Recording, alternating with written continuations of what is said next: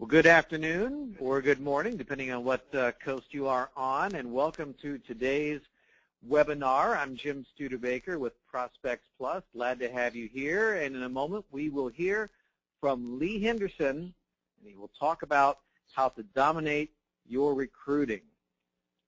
On today's webinar, you'll notice in your control panel you have a question panel where you can type a question. Please do so at any time during the webinar, and Lee will be happy to answer as many questions as possible. Now, for those of you who don't know, Lee has been recruiting real estate agents for over 20 years. As a branch manager, he has turned around 2 failing offices and brought them back to profitability. As a corporate recruiter, he has hired as many as 152 agents in a single year. He believes that the keys to success in recruiting are systems and value propositions, matching the right offer to the right agent. And today he's going to focus on his newest recruiting concept, hyper-local specialization, and how to implement it in your market. So please join me in welcoming Lee Henderson. Well, thanks, Jim. I hope everybody's doing well today. I appreciate you all coming out. I'm not going to waste a lot of time here. I know everybody's busy. I'm going to go through this. I'm going to answer any questions. If anything comes up and you feel like it's not answered, there's my contact information on the screen. Feel free to contact me, email me after the presentation. I'll make sure we get all your questions answered. What I'm going to talk about today are the biggest issues that in my estimation, are facing today's brokerages. Recruiting profitable agents. I mean, you can recruit agents, but it's nice at the end of the year to make a profit on them. Retention, same thing of profitable agents. And company dollar, which is being forced down pretty much everywhere around the country that I've talked to people. Just to put it in context for you today, let's go back to 1968, 1970, 1975 in there. And for your pretty much everything was the more traditional brokerage, which I mean a full-service office. And if you said, who's the brand? Well, it was the owner of the office or the company. There weren't a lot of really big regional companies back then, and not really much in the way of franchises. If I asked in 1968, if I asked a broker what their company dollar was, it was probably overall a blended rate of somewhere between 45 and 50%. And if I said, who runs your company? They did. You know, they were what we would call today the Rainmaker. Everything was in their name. And it was a profitable model. Skip ahead to today. Who's the brand? Well, in a lot of cases, you know, agents look at it and say, no, I'm the brand. The company's an add-on. In fact, one of my favorite ladies in real estate, the president, who's now retired, but the president of one of the largest national brands, used to tell agents, you can be with dirt real estate. It doesn't really matter. When I say, what's your company dollar? Boy, I'll tell you, the first office I managed in 1989, my company dollar was 36%. And I rarely talk to anybody these days who get more than 22 or 23%. And I talk to brokers around the country who tell me they dream of having that. But I know, having run the numbers, it's very difficult to run a full-service real estate operation with less than 21 or 22%. If I were to say, who runs your company? Well, of course you do. You're the broker, you're the manager, you're the owner. But here's a question I have for you. And I've asked this so many times of brokers when I'm on a consulting call with them, say, you know, give me the list that you have, the action plan that you have in place right now. If your top 3 agents were to walk in together and say, we're leaving, we're going to go start our own company, what are you going to do? I can ask that question because I took over an office in 2002 where 36 agents walked out of the office to start their own company. I wasn't the manager at the time. I took it over. But 36 of them walked out and took with them over $350 million a year in annual production. And I had to build that back from scratch. And then my next question is your office, is your operation profitable? Another thing for 2015, this is one of the hottest topics and has been for several years in the industry, agent teams. Well, on an agent team, who's the brand? It's the team. It's the Rainmaker, whoever's name is on top.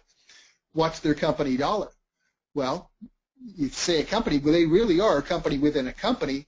And the ones that I've talked to, it's somewhere between 35 and 45% who runs the company. Well, obviously, the Rainmaker does. I mean, if a buyer's agent comes up and starts pounding on the desk of the team leader of that team, they're probably not going to get very far because they're going to plug somebody else in. It's a very profitable model. And does it remind you a little bit of 1968? Does me. If you are again, a traditional, more or less traditional company, full service real estate company, you're under attack right now from a lot of different directions. Business models constantly change. They're always changing. They're always evolving. Sometimes they evolve. Sometimes the change is evolutionary. Sometimes it's revolutionary. And to remain relevant, you have to adapt. And when I talk about this, I'm not saying that any of the new models are bad. I have nothing against any business model. They're profitable or they're not. I remember sitting in on a board meeting in my first MLS. I was a member of a small MLS in Southern California as an agent, 1988, and one of the franchises came to town, Help You Sell. And they, honest to God, they had a discussion. They talked about whether or not to allow them to join the MLS. And I said, you can't stop them. Oh, we'll all be out of business. It's horrible. Oh, it'll change everything. You know, they were used to doing things the way things were done. Well, you've got to be able to adapt to those. When you think about how many different models operate in your area, or when you talk about how different models coming and changing things, you've probably all heard the story about Keller Williams. Back in the early 80s, Gary Keller ran a very nice, very traditional real estate office. And then RE/MAX came to town. And a large number of his most profitable, most productive agents left and went to RE/MAX. Out of that came to compete with that model, he came up with their model. Seems to have done a pretty good job of it because last I heard, they had just passed 100,000 agents. So you've got to be able to look at what's going on in your market, not only right now, but what may be coming. Disruption.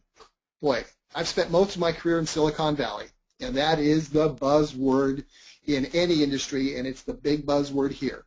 How can we disrupt what everybody else is doing? Well, remember, the primary purpose of business isn't disruption, it's profit. Now, if you can figure out how to disrupt things and generate a profit, well, all the more better. It said we were going to talk about value propositions and recruiting. You want to match your value proposition to the right agent. What I mean by that is if you're talking to a new licensee and they're either thinking about it, they've just come in, they've got their license in hand, and they're interviewing companies. Well, you're going to tell them about your great training systems, and you're going to talk about your mentor program, and your company, the website you're going to give them, and the CRM they don't have to go buy, and anything else that you've got. But if your next interview is with a $10 million producer, they're not going to really care about any of that. They're going to maybe want to know about what you can do to help them develop more new home developer business, or about your relocation department, or there's other things. So you need to match it. I think it's important that you have multiple value propositions for whoever it is you're trying to recruit. As an example, I'm an avid deep sea fisherman, and when I'm out on the ocean, I have 5 lines in the water. Now, those 5 lines, every single one is at a different depth with a different bait or lure on it. Why? Because different fish like different things. And by having 5 different lines, I catch more fish. And that's a good takeaway for you from today is think about what different value propositions you can have and what the different recruits, the potential recruits in your market might be interested in. Okay? Let me tell you about my ideal agent. And the beauty of this is you get to design your own, but you should know who they are. Personal. I like agents that have done in the last couple of years, done 2 to 3 million in sales, have taken at least 1 or 2 listings every single year. Why? Well, I know I can help them add several transactions annually, And that's going to have a significant impact on their income. They tend to be good office citizens. You know, I like that. They're probably not being actively recruited by every other broker in town. So many brokers focus on, oh, I only want that person that's doing 8, 10, 12, 15 million. You know, and I have nothing against those as long as I can bring them on profitably. These agents, the ones I'm talking about, my ideal agent, they often have 2 or 3 friends that will follow them. I've even a couple times done it where I had an agent that worked for company A, B, and C, and they all wanted to work together, but they just never wanted to go to the other one's office, and I've started with agent A, and within 2 weeks had B and C because they all wanted to sit together. They're all good friends. Another good reason, splits. Okay, think about it. If I added 4 people from this group and I got a total of $10 million in additional volume, or I went out and hired one $10 million agent, where am I going to generate the most company dollar? That's an easy one. These agents also tend to be technically solid with excellent customer service skills. I have said for 20 years that my ideal office, I would have no one in it that made less than $75,000 a year and no one that made more than $150,000. And those of you that have run big offices, you know what I'm talking about. There are no divas in that group. But anyway, my ideal agent is who I designed hyperlocalization for. The concept: hire technically good agents by offering them an opportunity to more than double the production, at the same time increasing my company dollar and my company market share within a predetermined area. It's using direct mail. I'm going to show you the piece in just a second, but I'm branding it primarily to the company and using the company phone number and the agent's company email address on it. Okay? How it works: choose a desirable area. By desirable, I mean it has a higher than average turnover rate, and it's in a price range that is, it's not the complete upper end of the market, although it would work in that, but I want things that are going to turn over. If your average days on market is 45, I'd want to pick a neighborhood where the average home sold in 30 days or less, where it was easy to get financing in. It's that area that when homes come on the market, there's a lot of buyers for it. You're going to pick carrier routes. We're going to use the post office's newest program, EDDM, Every Door Direct Mail. That's going to help to keep the costs down. Now, once you've picked a carrier route, now carrier routes we'll talk about more in just a second, but carrier routes are typically around 450 to 500. They go down to around 300, they go up around 650, but that's about where they're going to stay. They're going to average right around 450 or 500. And then in that market, within that one neighborhood, within that one zip code, where we're going to pick 5, 6, 7, 8, and there's going to be 15 or 20 carrier routes in an area. But we're going to put all these carrier routes in that one area, and that's for synergy. Because that way, if a listing pops up there with your company sign on it, and the just listed cards go out in that area, they're going to start seeing your company over and over again, and that synergy is going to add value to every single agent that's working in that program.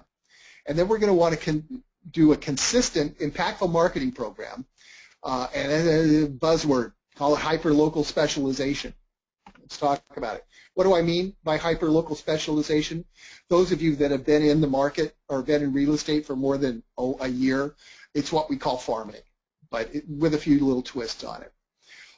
The Market Dominator, which is a piece from Prospects Plus, they showed this to me about 6 months ago. They sent me a copy of it and said, what do you think of this? And I got to tell you, I was overwhelmed. And at first, and I've got a next screenshot. I'll show you a picture of it. But it's huge. It's 12 by 15 inches. It's a poster. It really is. They have professional copywriters, professional designers that do it every month, and they do it for you.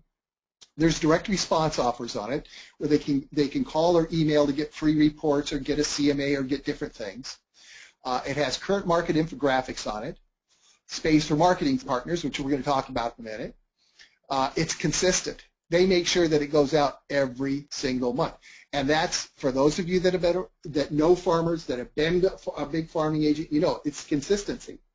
The primary branding on this piece is to the company. The banner on the front is going to have your logo on it. The agent's picture will be on it and contact info, but it's primarily branded to the company so that as they see the flyers and they start, think about it, it's next spring, and in that area you've got 5 listings and they're all being held open, and everybody takes out 5, 6, 8, 10 open house signs. All the homeowners and the buyers in that area are going to see your open house sign over and over and over again.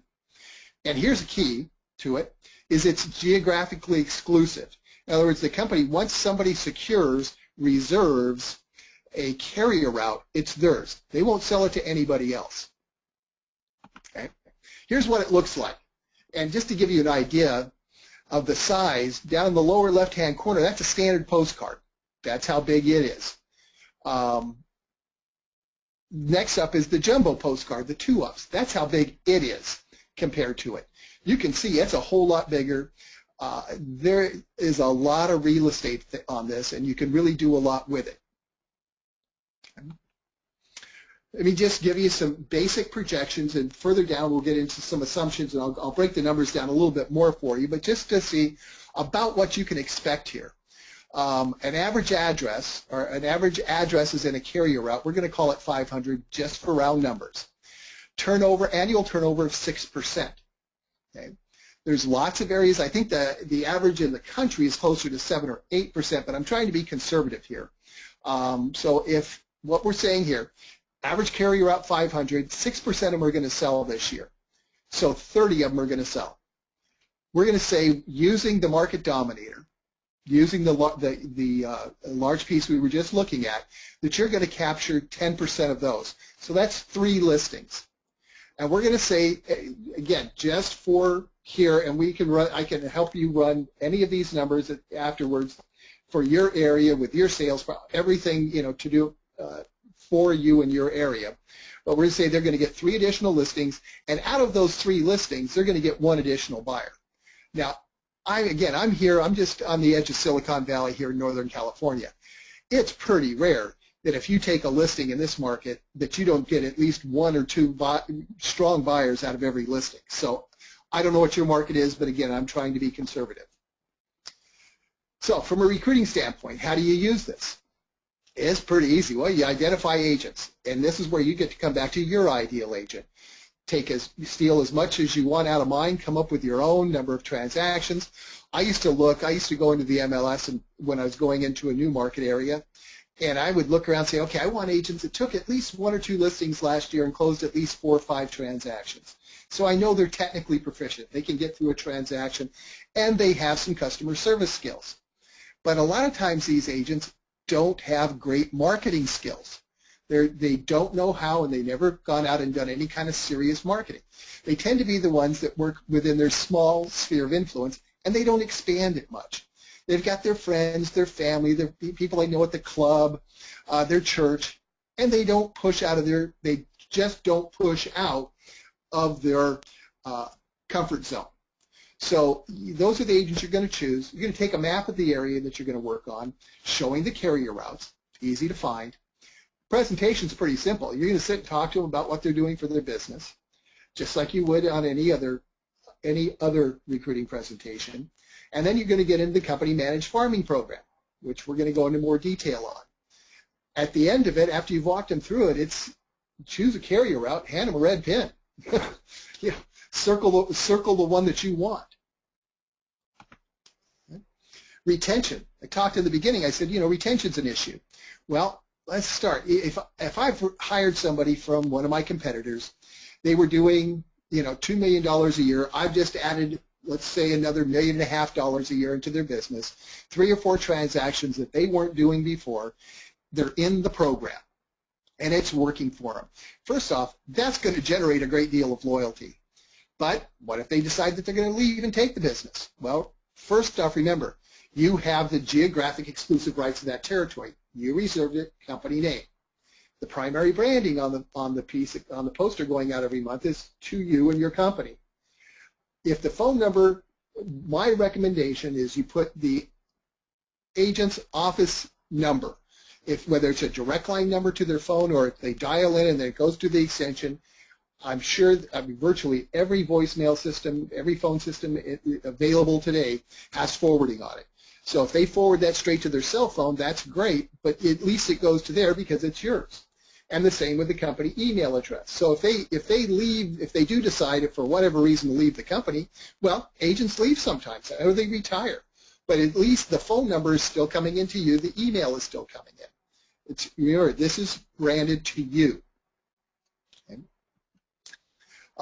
Let's go through some assumptions just to talk some basic numbers here. Average sales price of $300,000. That's more or less a national average. Yours could be higher or lower. Average gross commission. I put in 2.5%. Yours could be higher or lower. You need to do it based on your numbers. Turnover of 6%. That's what we said. Again, your area is going to be different. First year capture rate of 10%. So of the 6% of turnover, you're going to capture 10%. We talked about 500 addresses per carrier route, and the average recruit 4 transactions a year. The value of 1 recruit. So they bring 4, you're going to generate 4 new transactions for them. The 3 listings from the program and 1 buyer. Okay? That's an additional, again, going to average sales price of $300, yada, yada. That's $60,000 in gross closed income. Gross closed in. So now it's whatever the agent split is, but you've got an additional $60,000 per agent coming in. That does not include the business they brought with them. Remember, if you hired somebody that's doing an average of $2 million a year and has been doing it for the last few years, again, they're probably working their small sphere of influence, and they're going to continue to do that. That comes in additional to this. So if you hired 5 agents doing this program, that's $360,000. Right now, I'm in talks with a company that wants to do, well, they're a large national company, and they want to try it on a regional basis, and they're going to start by hiring 20 agents. And their average sales price is a little over $500,000. So that's the kind of numbers they're looking at doing. But what other people are doing doesn't really matter. It's what you do in your market and how aggressive or conservative you want to be. The cost to do the program. It's $1 per address per month to send the poster out. The setup fee is $500. And now the company, this was designed as an agent product. And agents are signing up around the country and doing this, picking a carrier out and farming an area. I looked at it and thought of using it for recruiting, I said, you can't really, we're going to set up a company, and they're going to do 2, 3, 5, 10, 20 carrier routes at a time. But really, other than a different picture on it and contact info, it's going to be the same piece. So they agreed to a one-time setup fee of $500. If you sign up for 1 carrier route, it's $500. If you sign up for 3 carrier routes, it's $500. If you, whatever it is, you do 10, or the company that I said that's going to do 20, is $5. So, or I'm sorry, $500. So that's how much it costs. Now, again, you have to think about what works in your market, who your competition is, what your company dollar is, all of those things involved. If I was doing it today, here's how I would do it. I would charge the agent. So we're going to say on average, if we've got $500 per carrier out, it's $500 a month to do one of these carrier routes. I would charge the agent $100 to $200 a month. I would go to my lender, whether it's my company lender or just a lender that we all use, somebody respected within the community that was good, say, look, I want you to be on this. I want you to co-brand this with you. You can run whatever special. You get X amount of space on it. You can run whatever you want on that for refis or buyer business, however you want to do it. I charge them $100 a month to be on it. Again, per carrier route. I would balance it out with local advertising. And by local, I mean hyper-local. Is there a coffee shop or a pizza parlor or a dry cleaner, somebody that's right there in the neighborhood or right on the fringe of the neighborhood, and saying, look, we're going to be advertising to 1,000, 1,500, 2,500, 5,000, and here's how much it would be. We're going to do it every single month. Ask them to put a coupon of some kind, give it some more shelf life. keep it as hyper-local as possible with the advertising. Now, I will warn you, just right up front here, you're probably not, don't think that you're going to go, okay, I'm going to start this, but before I kick it off, I'm going to go out and handle all the advertising and everything. The lender should be fairly easy. You could get a title company, a homework, whoever within your state laws is allowed to advertise with you, you could do it that way. I think you're better off with the local, but talking to the local, you're probably going to have to publish at least 1 month and have a space holder on it saying, you know, advertise here, and so that you've got something to take out and say, yeah, here's what our local piece going out to your neighborhood is going to look like every single month. You're going to need to have something in your hand to be able to show them, unless you already have a long-term relationship with some of the local businesses. Next, as far as agent split, if it was me in my market, I would do 50-50. Even though in my as a manager, my company dollar is closer to 20%, 20% on average. Now I'm providing, this is company business. And you'd have to look at your office, your agents, who you think you can recruit and does it. I know some of the big companies in my area here, on company-generated business, the agents are lucky to keep 40% after all the fees and charges involved. So, yeah, and again, I'd be happy to talk to you about working on that and figuring out what the offer should be in your area. As a bonus, I got 2 bonuses for anybody that decides they want to sign up and do this program. Is I'm going to do a webinar for the group in March on driving market share. Some simple things that you can do inexpensively to reinforce the direct mail that's going out and be able to drive your market share even faster and even larger. And then in April, I'm going to do a webinar. Oh, and on either, let me just mention, on either one of these webinars, you are more than welcome to just sit in on it yourself, or if you want to invite the agents that are participating in the program or considering participating in the program, they're welcome to sit in on them too. But I know for myself, I would rather sit in and listen myself, take lots of notes on it, take the presentation, then go back to my agents and do it and say, yeah, here's what I'm bringing you. Here's some more value to you. Excuse me. And in April, we're going to be talking about, now that you are driving more listings, how do you capture more buyers from them? And that'll be the April, and anybody participating in the program, those are free of charge. I'll do those for you. The $100 consulting offer is from me. I have done consulting for real estate. Well, go to my LinkedIn page. I've consulted for real estate companies, technology companies, all sorts of, all around the real estate industry. And I generally charge $1,650 a day or $300 an hour.